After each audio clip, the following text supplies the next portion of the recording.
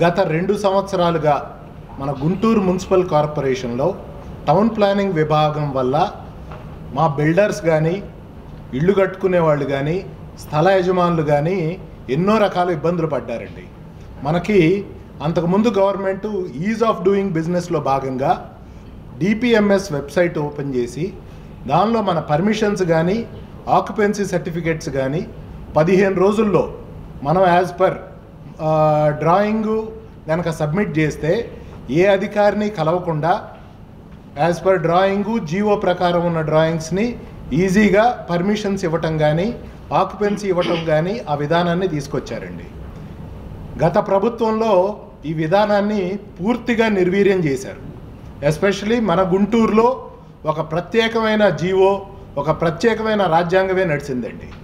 ఎక్కడా కూడా మేము ఒక సైట్ కొని 10 కోట్లు పెట్టేదని ఒక సైట్ కొని పర్మిషన్స్ మ్యాక్సిమం మాకు అంతకుముందు 15 నుంచి 30 రోజుల్లోపు ఎట్టి పరిస్థితుల్లో పర్మిషన్స్ వచ్చినాయి. నేను ఇక్కడ గుంటూరు నగరంలో ఒక బహుళ అంతస్తు భవనం నిర్మించానండి. ఈ ఈజ్ ఆఫ్ డూయింగ్ బిజినెస్ ద్వారా ఆ పర్మిషన్ పొందిన వాళ్ళల్లో నేను ఒకడిని. దాదాపు 7 లక్షల అడుగుల ఎస్ఎఫ్టీ బిల్డింగ్కి ఏ ఆఫీసర్ని కలవకుండా 15 రోజుల్లో సబ్మిట్ చేసిన దానిలో నాకు పర్మిషన్ లెటరు నాకు 2017లో వచ్చిందండి. తర్వాత సిచ్యువేషన్స్ పూర్తిగా భిన్నంగా మారిపోయినాయి.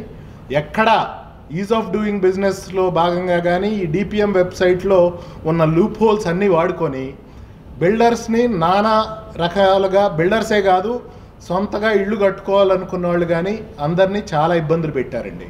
పర్మిషన్స్ పెడితే 6 నుంచి 8 నెలల లోపు ఏ బిల్డింగ్కి పర్మిషన్స్ రాలేదండి. సంవత్సరం పైన పట్టిన పర్మిషన్స్ కూడా ఉన్నాయి. అసలు మనకున్న డిపిఎంఎస్ వెబ్సైట్లో మనం జీవోకు విరుద్ధంగా గనక ప్లాన్ అప్లై చేస్తే సిస్టమే యాక్సెప్ట్ చేయదండి. సిస్టమ్ యాక్సెప్ట్ చేసిన తర్వాత కూడా మనకి ఈ పరిస్థితి నడుస్తూ వచ్చింది. దీని తర్వాత ఆక్యుపెన్సీ సర్టిఫికేట్ అండి.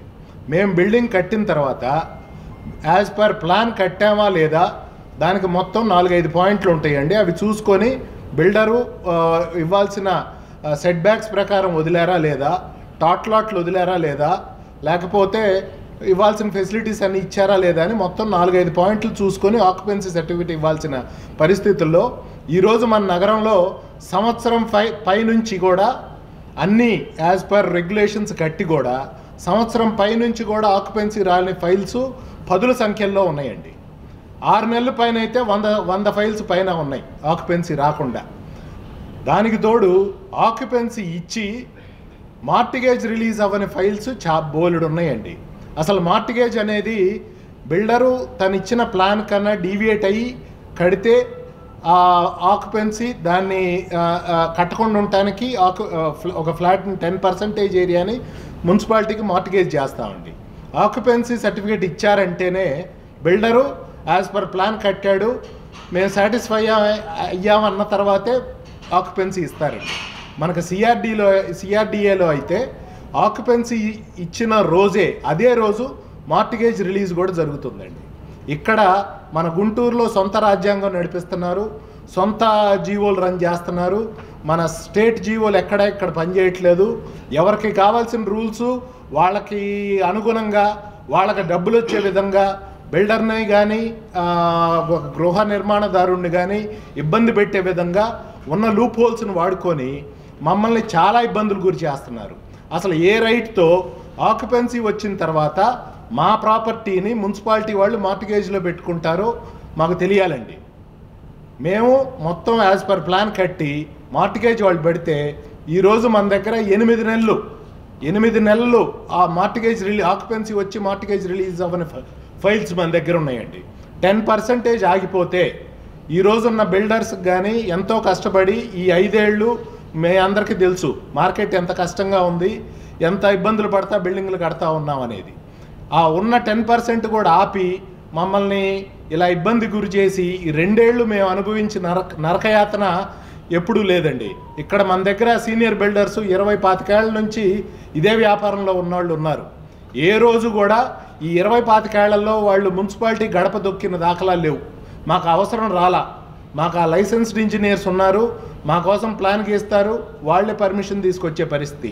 ఈ 2-3 ఏళ్లలో 100 సార్లు మేము ప్రతి ఆఫీసర్ని ఇన్స్పెక్టర్ లెవెల్ దగ్గర నుంచి టీపీఎస్ దగ్గర నుంచి ఏసీ నుంచి డీసీ ప్రతి ఒక్కళ్ళని కలిసి మొరబెట్టుకొని చేసుకోవాల్సిన పరిస్థితి వచ్చింది.